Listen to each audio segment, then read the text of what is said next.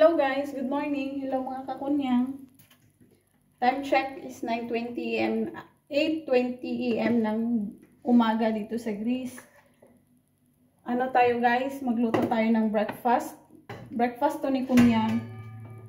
Mamaya pa sana ako magluto kasi yung maglinis pa ako ba, hindi pa ako tapos. Kaso lang, hindi kami nag-dinner kagabi. Kumain lang ako ng prutas at saka isang biscuit. Nagutom na ako. Ayaw ko naman kumain ng tinapay kasi doble-doble na yung kain. Pagkakain pa ako ng tinapay. So gusto ko isang kainan lang. Ayan, ginayat natin yung chicken. Ito yung chicken na diniplos ko kagabi. Nilabas ko talaga siya. Para pag alis ni Sir, mag-aasikaso na ako ng maluto. Luto tayo ng bihon from Asian store. Malapit na nga maubos yung bihon ko.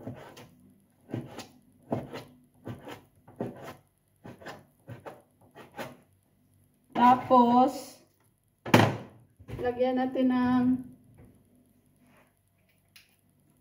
konting toyo.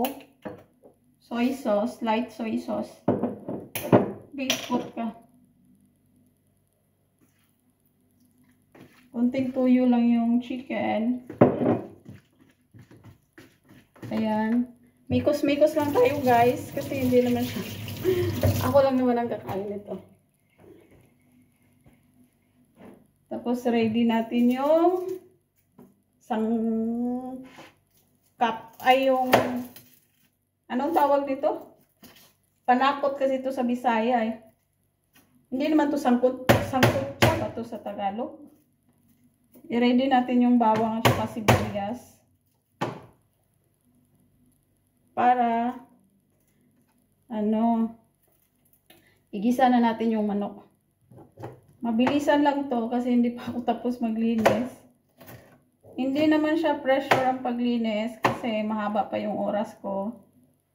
Pero, ayaw ko kasi yung nagmamadali na ako, tapos naglilinis, tapos may iniisip ka siyang lutuin. Para mamaya, ang lutuin ko na lang, pagkain ng amo ko. Ayan. Gamit ko ay yung white na onion. May ano naman dyan. I-turn on natin itong gasol. Ay, hindi siya gasol. Electric. May red onion ako, kaso lang. Ito kasi luma. Inubos ko muna yung luma. Baka malata ba? Sayang. Sayang din yung pambili ko. Mauubos agad. Pera ni Sir. Pero tinitipid ko gawa ng humihingi kasi ako. Tinitipid ko lang siya para hindi ko na turn on.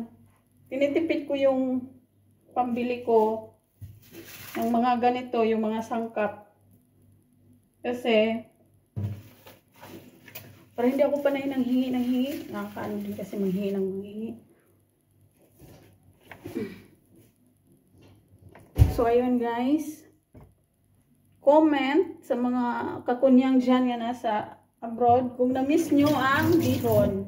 Lilibre ko kayo ng bihon guys. Pag na-miss nyo yung bihon.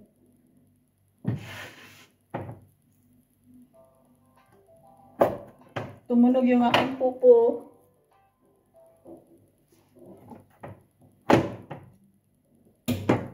Wala akong filler.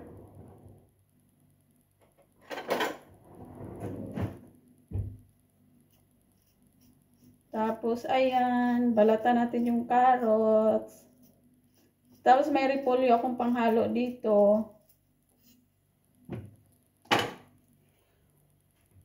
Gamitin ko lang tong used oil.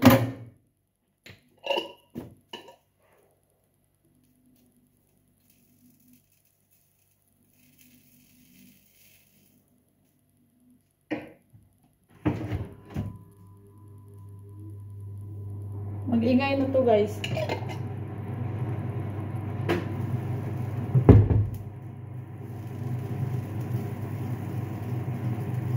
Shout out sa mga OFW dyan na ang libangan ay dito, video. Hindi ako nagti-TikTok. Yan. Shout out sa bagong yung team Kapuso. Salamat sa pagpasok. Tsaka sa yung mga dating ka-GC ko, kung mapanood nyo to, salamat sa pagpag-graduate before 2 years ago. Kaso lang, hindi kasi siya hindi ko na continue. Kaya ito, na-pending siya. Nawala yung ads ko. Nung hindi na ako pag-upload ng videos, nawala yung ads ko.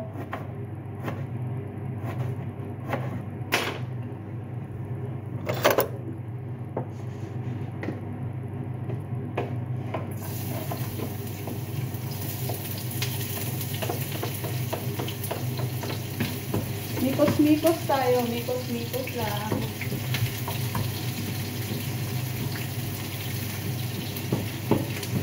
Mikos-mikos tayo, guys.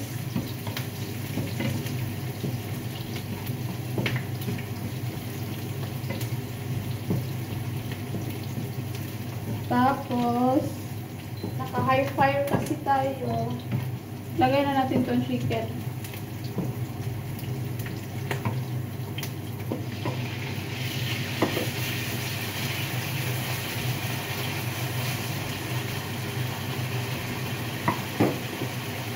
Lagyan natin kunti ng paminta. Kakalis lang kaya ng amo ko. Tapos, umakyat lang ako. Tinanggal ko yung bedsheet para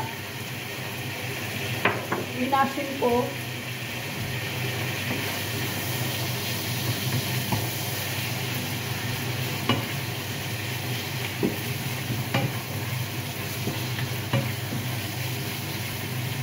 So, ayan. Mikos-mikos. Tapos, takpan natin. Gayatin ang repolyo. Hugasan natin sila. Lagyan natin ng carrots.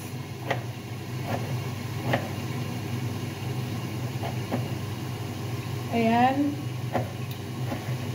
Gutom na talaga ako.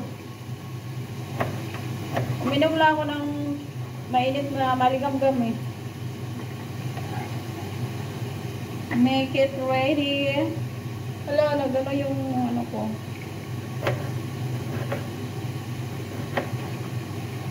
Tapos nakalimutan ni boss ibigay yung sahod ko.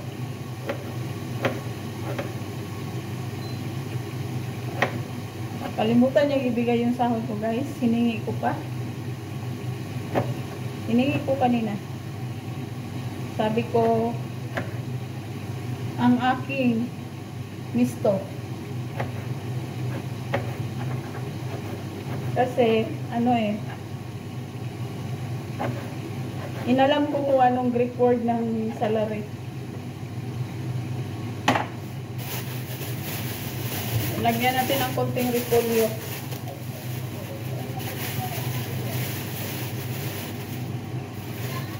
Yung repolyo, guys, or yung mga green leafy na mga vegetable, nilalagyan ko siya ng tissue pag ipasok sa plastic para yung moist mag-absorb, hindi siya mabilis malata. Tapos, pag hindi naman siya malagyan, pwedeng ibabad sa asin. Ibabad sa asin yung yung gulay bago lutuin. Bumabalik siya sa fresh yung gulay na binababad sa asin. Nagiging fresh siya ulit. Hindi natin damihan yung paglagay ng repolyo kasi charot-charot ko lang naman to. Hindi naman talaga ako mahilig sa mga dahon-dahon na gulay. Kunti lang, guys, kunti lang. Tapos balik natin. Pang salad to ni Sir, kinuha na ito.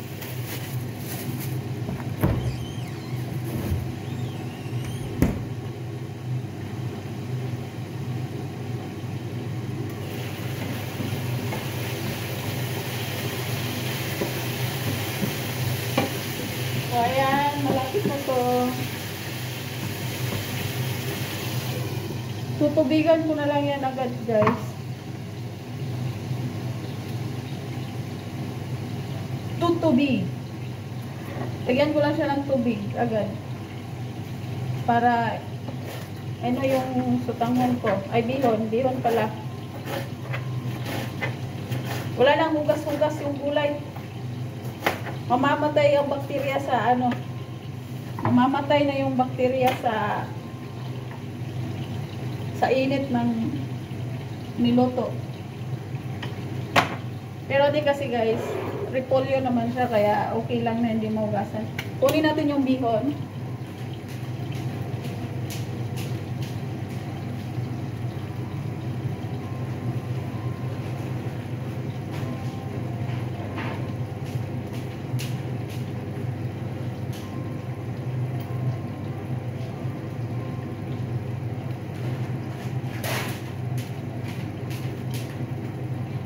Ito na ating bihon, no? Super cute.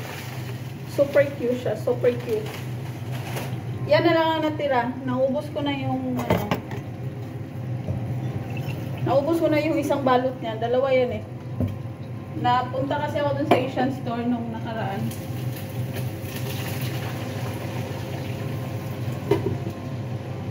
Tapos, pakuluin lang natin yan.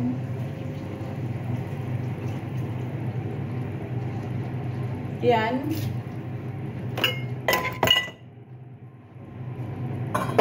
Lagyan natin ng chicken cube.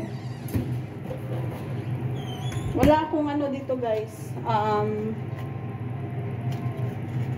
Wala akong bitchin at saka yung powder cubes lang binili ko. Hindi ko siya iubos, kalahati lang. Okay ka na hulog. Kalahati lang kasi ayaw ko yung maglasa ng ano, yung medyo sweet nga nagtitira sa dila ba? Alam mo yung lasa ng bitchin pag naiwan sa dila, yung ganun. Hindi, natuto na rin ako na ano eh, yung hindi ko magamit ng bitchin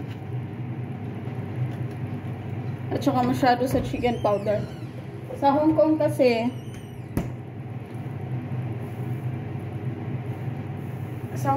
guys, so babay muna kasi mahaba na yung ano ko. Mamaya update ko kayo pag maluto na.